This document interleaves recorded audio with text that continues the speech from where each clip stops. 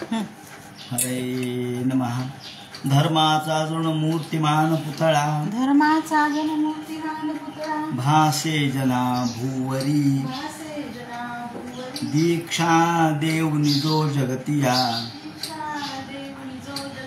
बद्धास हो उद्धरी. वाणीने वदता भागवती कथा, व्यासाप्रती भासला, तो हा गुरुश्री जनार्दन असा, पाटांगणी शोभला. सद्गुरुनाथ महाराज की जय. हरे नमः. नारदोवाच एवं सुरादय सर्वे ब्रह्मरुद्र पुरस्सराः नोपेतुमशकन् मन्यु संरंभम सुदुरासरम. भगवान वेदव्यास वर्णन करून सांगू लागले. शुकाचार्य राजा परीक्षितीला सांगतात आणि इकडे सूत शौनकादिकाचा संवाद चाललेला आहे. भगवान नृसिंह कराल दंष्ट्रा असलेले भयद अशा प्रकारचं रूप, ज्याला पाहून लक्ष्मी देखील घाबरली, ब्रह्मादिक देव देखील ज्यांच्या पुढे जाण्यास समर्थ नव्हते. अहो, यांचा राग कधी शांत होणार आहे? सगळे लोक म्हणू लागले, महाराज, यांचा राग जर शांत नाही झाला तर हे सगळं त्रैलोक्य नष्ट होऊन जाईल. सगळ्या संपूर्ण त्रैलोक्याला भय वाटू लागलं. सगळे देव शेवटी म्हणू लागले, काय करावं? नारद आणि इतर सगळे देव, ब्रह्मादिक देव यांनी प्रल्हादाला विनंती केली, प्रल्हादा, तू भगवंता पुढे जा आणि नमस्कार कर आणि त्यांचा राग शांत कर. लहान मुलगा समोर आला म्हणजे बापाचा देखील राग शांत होतो. कोणी कितीही जरी रागिष्ट असला तरी लहान मुलापुढे तो शांत होतो. कारण लहान मुलाचं बोलणं, त्याचं पाहणं, त्याचं प्रेम अंतःकरणामध्ये दाटून येतं आणि राग राहत नाही. आणि तू तर भगवंताचा भक्त आहेस असं म्हणून प्रल्हादाला पुढे पाठवलं. प्रल्हादाला पाठवलं आणि प्रल्हादानी भगवंताच्या चरणावर साष्टांग नमस्कार केला. साष्टांग नमस्कार केल्यानंतर नृसिंह परमात्म्यानी, भगवंतानी त्याच्या डोक्यावर हात ठेवला, त्याच्या मस्तकावर हात ठेवला आणि उठ उठ उठ प्रल्हादा, उठ. तू किती मोठं काम केलंस, किती श्रेष्ठ दर्जाचा भक्त तू आहेस, उठ असं म्हणून त्याला उठवलं. हे पाहिल्याबरोबर प्रल्हादाच्या डोळ्यामधून घळघळ घळघळ अश्रुधारा येऊ लागल्या. अंतःकरण अत्यंत उसंबळून आलं प्रेमाने. आणि प्रल्हाद म्हणतो, हे देवा, अहो, ब्रह्मादिक देवांनी तुमची स्तुती केली. ब्रह्मादिक देव इंद्र, चंद्र, वरुण, कुबेर, त्याचप्रमाणे नाग, ब्राह्मण, ऋत्विज हे सगळे तुमच्या समोर आले, त्यांनी स्तुती केली. त्यांची एवढी चांगल्या दर्जाची स्तुती ऐकून तुमचा राग शांत नाही झाला. परंतु मला तर काय कळतं, मी तर अज्ञानी बालक आहे, लहान आहे. त्यांच्या दृष्टिकोनातून विचार केला तर माझ्या शब्दामध्ये काय सामर्थ्य आहे बरं. पण तुम्ही, मी अज्ञानी असून सुद्धा मोठी गोष्ट आहे. अहो, तुमचा मस्तकावर हात, अगदी लक्ष्मीच्या देखील तुमच्या मस्तकावर हात तुम्ही ठेवला नाही कधी. नवय रमायाम. अहो, इंद्राला, त्याचप्रमाणे बलरामाला, शेष महाराजांना सुद्धा तुम्ही कधी असा हात डोक्यावर ठेवून व्याधस्य आचरणम, त्याचं काय आचरण होतं? ध्रुवस्य च वयो. अहो, ध्रुवाचं काय वय होतं? देव वय पाहत नाही, देव आचरण पाहत नाही. विद्या गजेंद्रस्य का, गजेंद्राला काय विद्या होती बरं, काय ज्ञान होतं? कायाती विदुरस्य यादव पते. विदुराची जात काय फार श्रेष्ठ होती का? विदुर ते एका दासीचा पुत्र म्हणून जन्माला आला. आणि यादव पते उग्रस्य किम पौरुषम. उग्रसेनाजवळ काय सामर्थ्य होतं, काय पौरुष होतं, काय पराक्रम होता? काही नाही. उग्रसेन सामान्य होता. पण देव काही पाहत नाही. देव श्रीमंती पाहत नाही, गरिबी पाहत नाही, मोठा पाहत नाही, लहान पाहत नाही. तो सर्वांना समदृष्टीचा आहे. कुब्जाया कमनीय रूपमधिकम. अहो कुब्जेचं काही रूप सुंदर होतं का? तुम्ही म्हणाल गोपींवर कृपा केली कारण गोपी खूप सुंदर होत्या. राधा फार सुंदर होती, पण कुब्जा काय सुंदर होती का? 8 ठिकाणी वाकडी असलेली कुब्जा, त्यावर तुम्ही तिच्यावर सुद्धा भगवंता तुम्ही आशीर्वाद देऊन तिला मुक्त केलं, तिला लक्ष्मीसारखं रूप प्राप्त करून दिलं. कुब्जाया, कुब्जेला कमनीय रूपमधिकम किम तत्सुदाम नो धनम. सुदाम्याजवळ काही पैसा होता का? तुम्हाला कशाचीच गरज नाही देवा. या ठिकाणी प्रल्हाद म्हणतात भक्त्या तुष्यती. तुम्ही फक्त भक्तीने संतोष पावता, भक्तीने प्रसन्न होता. नाराधया ही भवंती परस्य पुंसो भक्त्या तुतोष भगवान. तुम्ही भक्तीने प्रसन्न होता, न गुणही. तुमच्याजवळ सामर्थ्य असू द्या नाही तर नसू द्या, तुमची जात चांगली असू द्या नाही तर नसू द्या, तुम्हाला ज्ञान असू द्या किंवा नसू द्या, या सगळ्यापेक्षा भगवान काय पाहतो? भक्त्या. फक्त भक्ती आहे का एवढं पाहतो. न तू गुण आहे. भक्ती प्रिय श्रीपती. भक्ती श्रीपतीला प्रिय आहे. तेव्हा विप्रांच्या जवळ असलेले 12 गुण माझ्या जवळ नाहीयेत. कोणते 12 गुण? ते म्हणतात त्या विप्रांच्या जवळ कुलीनता, धन, रूप, तप, विद्या, ओज, तेज, प्रभाव, बल, पौरुष, बुद्धी आणि योग, एवढे ब्राह्मणामध्ये गुण असले पाहिजेत. ब्राह्मण उगं जानवं घातलं म्हणजे ब्राह्मण नाही, त्याने वर्णन केलंय. ब्राह्मणामध्ये हे 12 गुण असतील तर तो ब्राह्मण. पण तो जर ब्राह्मण, तुकाराम महाराजांनी म्हटलंय, जरा खरमरीत शब्दात सांगितलंय, अभक्त ब्राह्मण जळो त्याचे तोंड. जर तो ब्राह्मण अभक्त असेल तर त्याचं तोंड मला दाखवू नका देवा. काय त्याशी रांड प्रसवली, असं तुकाराम महाराजांची भाषा आहे. सांगायचं तात्पर्य असं की ब्राह्मण जरी असला तरी जर त्याच्याजवळ भक्ती नसेल तर देवा तुम्हाला तो प्रिय नाही. म्हणून प्राणम पुन्हा ते सकुलम तू भुरीमाना. देवा मी अनधिकारी आहे, माझ्याजवळ कुठं अधिकार आहे का? मला ज्ञान नाही, माझं वय मोठं नाही, परंतु माझ्यावर तुम्ही कृपा केली. खरोखर देवा तुम्ही किती कृपामय आहात, किती समदृष्टीचे आहात. पण हे सगळे ब्रह्मादिक देव तुमच्याजवळ यायला भीत होते, घाबरत होते. ब्रह्मादिक देवांना भीती वाटत होती. तुमचं ते रूप, तुमचं ते अक्राळ विक्राळ स्वरूप, अंगावर असलेले सगळे आंतडे, रक्त सगळीकडे सांडलेलं, डोळे लाल झालेले मोठाले अशा प्रकारचे तुमचे कान, त्याचप्रमाणे आयाळ मोठं, आणि तुमचं अक्राळ विक्राळ क्रव्यात रूप पाहून ब्रह्मादिक देव घाबरले. मी नाही घाबरत देवा. अहो किती मोठा रागीट बाप असला म्हणून काय मुलगा घाबरतो का? आई किती रागीट असली म्हणून मुलगी घाबरत नाही. ती म्हणते नाही नाही तू माझी आईच आहेस. किती रागवली म्हणून काय झालं, तू माझी आई आहेस. ती पदर धरते, मुलगा पदर धरतो. नाहम बिभेम्य, मी तुम्हाला भीत नाही, मला भीती वाटत नाही. का? तुमच्या उग्र दंष्ट्राची मला भीती वाटत नाही, तुमच्या अंगावरच्या आंतड्यांची मला भीती वाटत नाही, तुमच्या हाताला लागलेल्या रक्ताची मला भीती वाटत नाही, तुमच्या नखाची भीती वाटत नाही, तुमच्या आवाजाची मला भीती वाटत नाही. मग कशाची भीती वाटते रे? अरे संसार चक्र कदानात, मला संसार चक्राची भीती वाटते.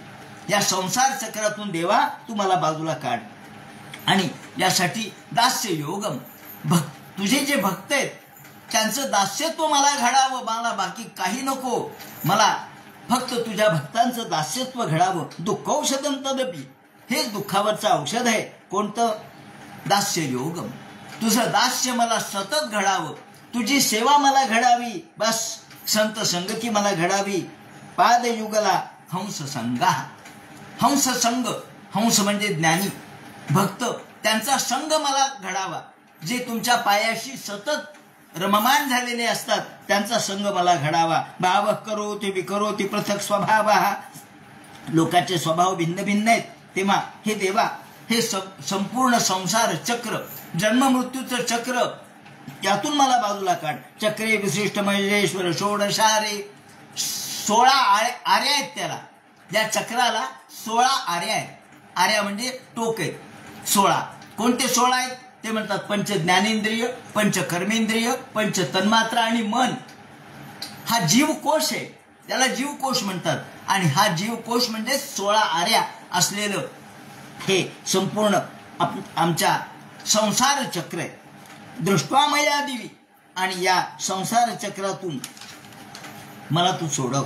एस्मै पितोः कुपितः सविजृंभतु. आणि हे भगवंता, मला कशाचीच गरज नाही, सगळं तुच्छ आहे माझ्या समोर. नेच्छामि ते विक्रमेण. मला पैसा नको, मला पद नको, मला प्रतिष्ठा नको, मला उपभोग नकोत, मला मोठं आयुष्य देखील नको.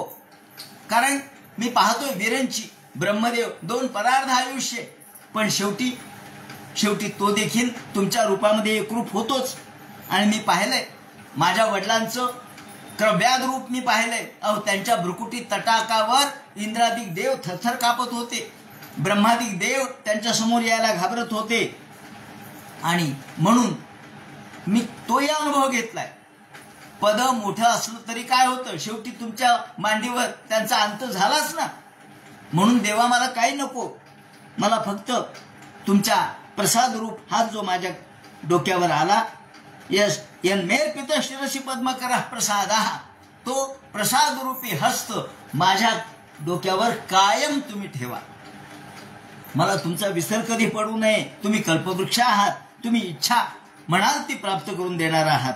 म्हणून देवा, हे सगळे माझ्या पित्याला तुम्ही मारलं, ते काही द्वेष म्हणून मारलं नाही. आम्हाला माहित आहे की तुमचा काही द्वेष होता का माझ्या वडिलांशी? नव्हता.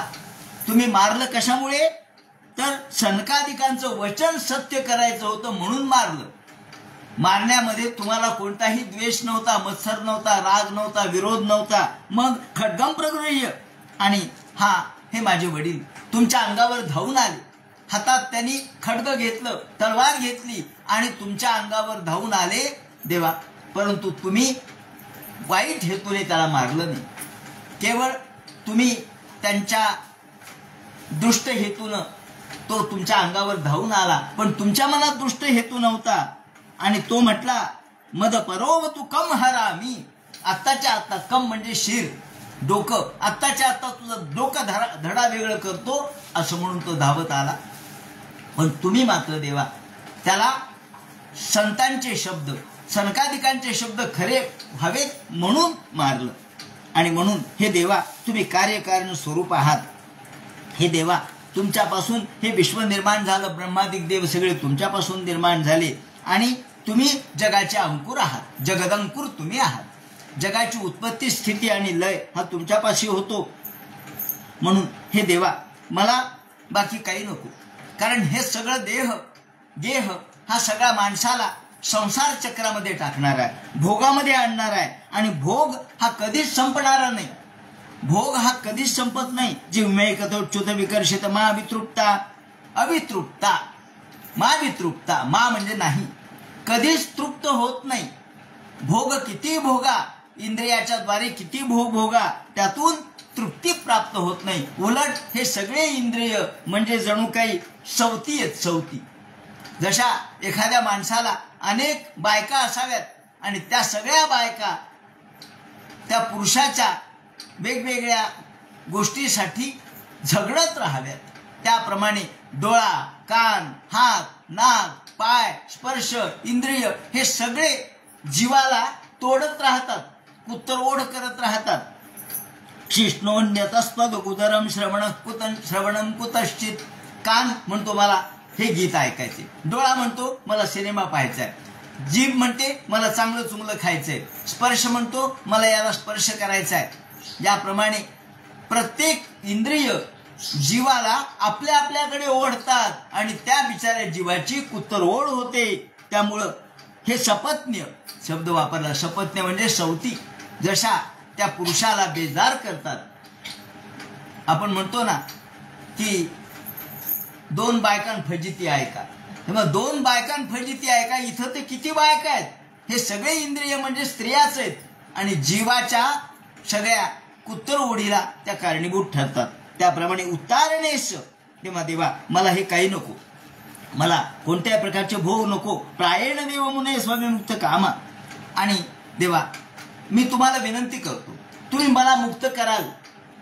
या ठिकाणी प्रल्हादाने प्रथम जगाची काळजी केलेली आहे. जगाच्या कल्याणा संतांच्या विभूती, देह कष्टविधी परोपकारे. जगाची या सुखोद्देशे शरीर वाचा मानुसे राहटने ते अहिंसेचे रूप जाण. 13व्या अध्यायात माऊली सुरुवातीलाच अहिंसा म्हणजे काय हे सांगतात. जगाची या सुखोद्देशे शरीर वाचा मानुसे. जगाच्या सुखाचा विचार प्रल्हादाने या ठिकाणी केलाय. तो म्हणतो देवा अहो लोक तर तप करून मुक्त होतील, कुणी यज्ञयाग करून मुक्त होतील, कुणी ध्यान धारणा करून मुक्त होतील. मौने चरंती बिजनेन. लोक विजनात जातात, अरण्यात जातात, तप लावतात, तप करतात, समाधी लावतात, मौन धारण करतात आणि मुक्त होतात. परार्थनिष्ठा ते स्वतः मुक्त होतात. पण जगाचं काय? बिचाऱ्या अज्ञानी माणसांना कोण मुक्त करणार देवा? मला एकट्याला मुक्ती नको. हा पहिल्यांदा त्यांनी मागितलेलं आहे. नैतान विहाय कृपण विमुक्ष एको नान्य स्वतः शरणं भवन्तु पश्ये. देवा मी एकटा मुक्त होणार नाही, सगळ्या जगाला मुक्त करा, सगळ्या अज्ञानी लोकांना मुक्त करा, म्हणजे मला मुक्तीचा आनंद मिळेल. म्हणून प्रायण देव मुने स्वामी मुक्ती कामा. मी माझी फक्त एकट्याची मुक्ती मागत नाही, मला गरज नाही माझ्या मुक्तीची, मला जगाला मुक्त करायचे. नैतान विहाय कृपणन विमुक्ष एको. जगाला सोडून मी मुक्त होऊ इच्छित नाही. आणि हे सगळं जे भौतिक सुख आहे, भोगाचं सुख आहे, ते कसं आहे त्याने उदाहरण दिले. एखाद्याला खरूज यावी हाताला, खरूज आली म्हणजे तो जे खाजवत राहतो, हात जे खाजवत राहतो, खाजवण्यात त्याला आनंद प्राप्त होतो, कारण खाजवलं की आनंद होतो. पण नंतर त्याचीच लस दुसरीकडे लागते आणि दुसरीकडे खरूज यायला सुरुवात होते, त्याच्यातून रक्त यायला लागतं, घाण पू यायला लागतो. अरे अरे अरे अरे, खाजवताना आनंद वाटला पण नंतर दुःखदायक आहे. ते म्हणतात सुरुवातीला आपल्याला एखादी गोष्ट चांगली वाटते, परंतु नंतर ती परिणामे विषोपमम. सुरुवातीला अमृतोपमम चांगलं वाटतं, पण परिणाम वाईट असतो, ज्याला परिणाम दुःख म्हणतात. तेव्हा हे परिणाम दुःख माणसाला यन्मैथुनादिग्रहम हेतु सुखम हेतुच्छम कंडू यमेन करयोर दुःख दुःखम. ज्याप्रमाणे हे सगळे भोग म्हणजे खाज आहे. खाज ही खाजेचं जसं तात्पुरतं सुख आहे पण परिणामाच्या दृष्टिकोनातून दुःखदायक आहे, तसं हे भोग देखील दुःखदायक आहे. तेव्हा मला हे भोग नको देवा. आणि तुम्ही वायुरग्नी, तुम्ही भगवान सर्व विश्वाचे व्यापक आहात. तुमच्यापासूनच सगळं ब्रह्मादिक देव निर्माण झालेत. कमलापासून ब्रह्मदेव निर्माण झाले आणि त्यातून विश्व निर्माण झालं.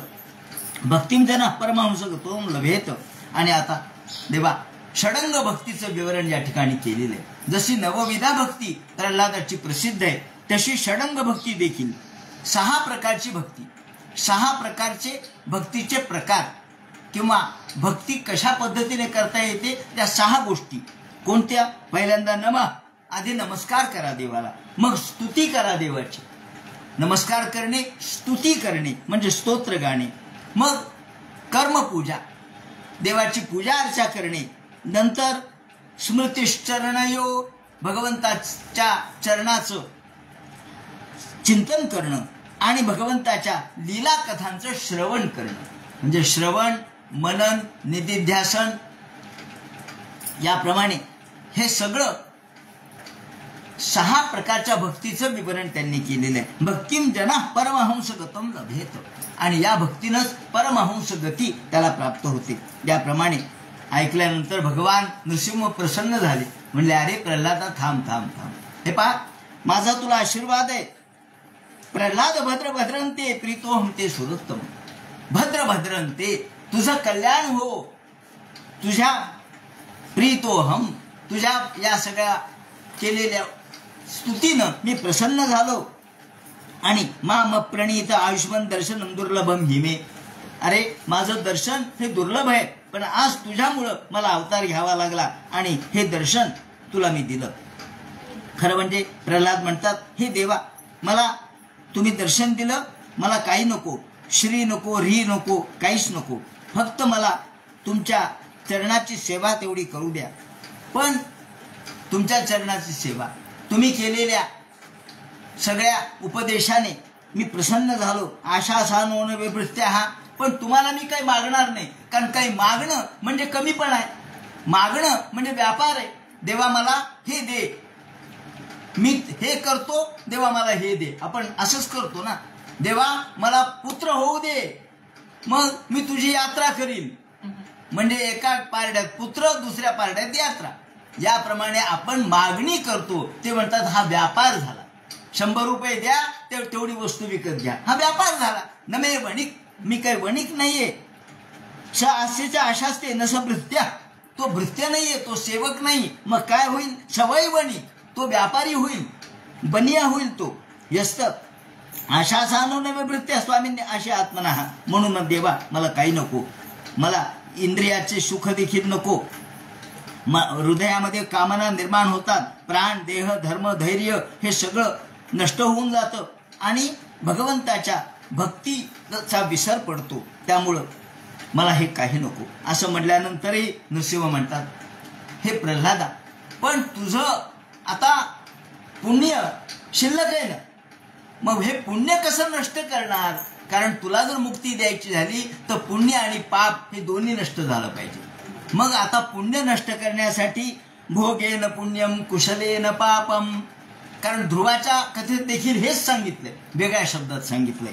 ध्रुवा चरित्रामध्ये भोगै पुण्यक्षयम कुर्वन न भोगै रक्षुभक्षयम असं म्हटलंय.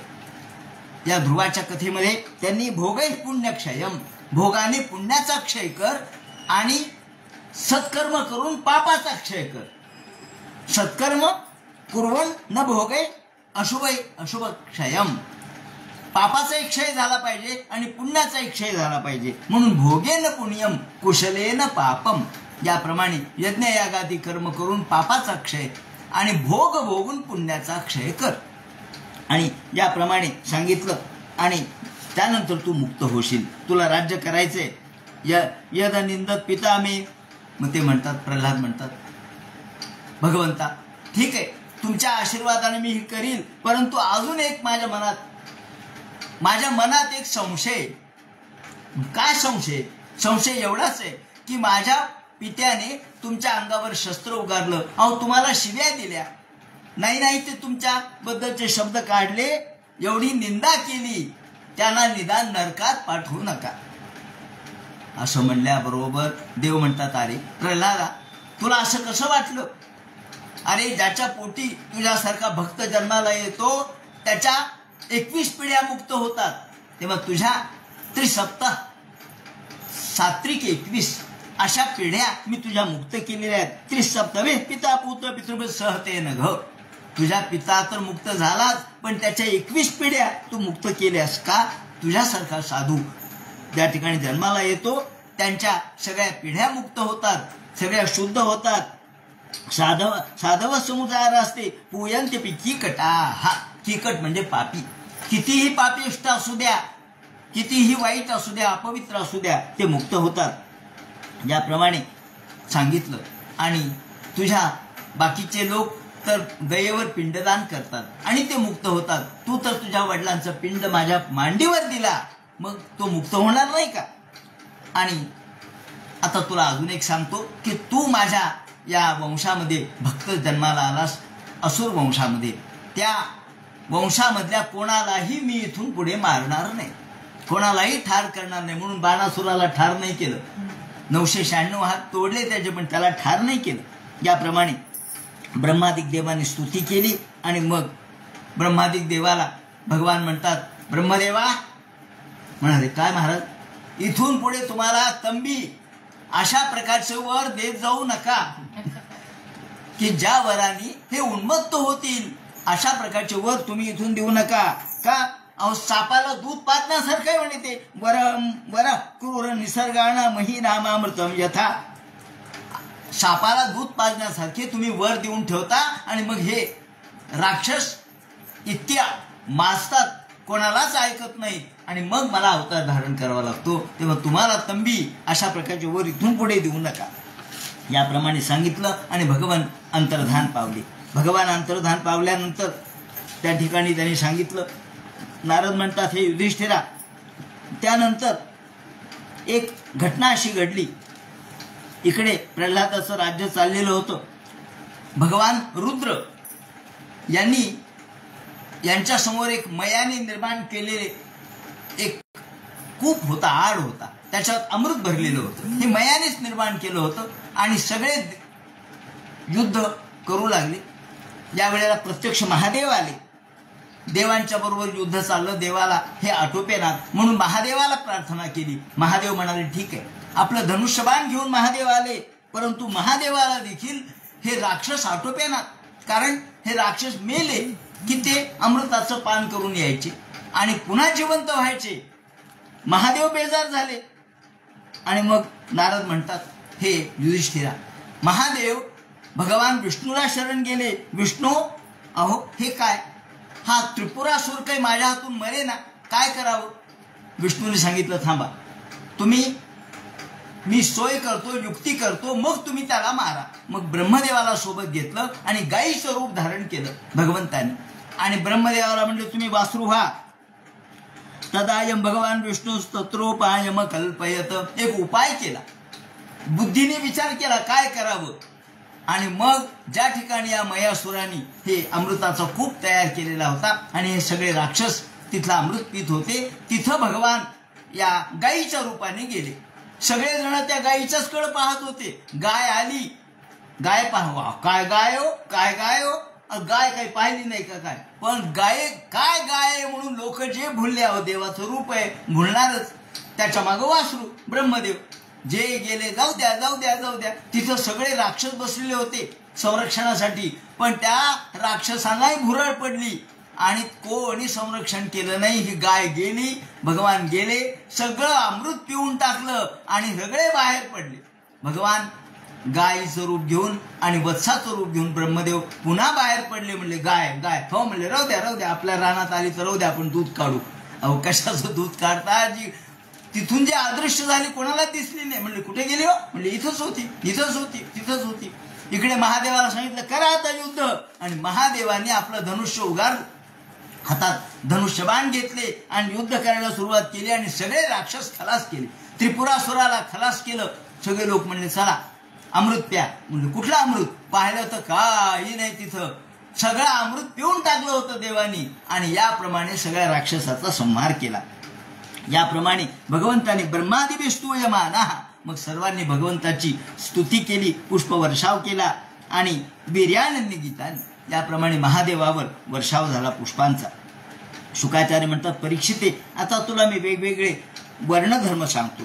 यामुळं पहिल्यांदा त्यांनी वर्णधर्म सांगायला सुरुवात केली. प्रत्येक वर्णाचा ब्राह्मण, क्षत्रिय, वैश्य आणि शूद्र या 4 वर्णांनी कसं कसं वागावं याचं वर्णन त्यांनी केलेलं आहे. आणि हे नारद म्हणतात, हे युधिष्ठिरा, मी कोणाकडून ऐकलं, नारायण मुखाच्युतम.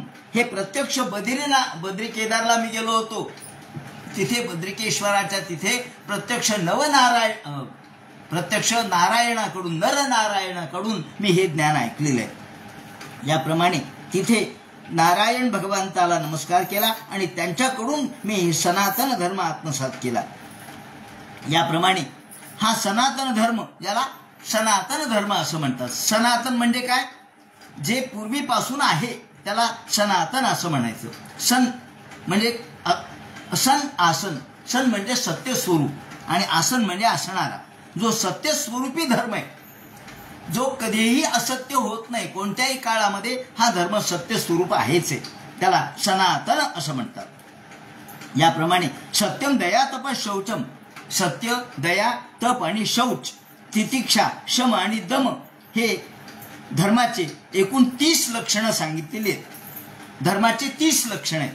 सत्य, दया, तप, शौच, तितिक्षा, शम, दम, अहिंसा, ब्रह्मचर्य, त्याग, स्वाध्याय, आर्जव म्हणजे रुजुता, संतोष, समदृष्टी, सेवा, त्याचप्रमाणे ग्राम्य हो परमशनैहि, महात्म्यांची सेवा, भोगांची निवृत्ती, भोगांपासून निवृत्ती, त्यानंतर आपल्याला विचार, मौन, आत्मचिंतन, त्याचप्रमाणे योग्य पद्धतीने वागणं, असे 30 धर्माचे लक्षण आहेत. आणि अन्नादे समविभागो, म्हणून आपण कुणी जेवायला आलं तर आपण म्हणतो या जेवायला, तो म्हणतो घ्या देवाचं नाव, तो जेवण नाही करत, पण या म्हणावं. आजकाल अशी पद्धत झाली की दार लावून जेवायला लागले.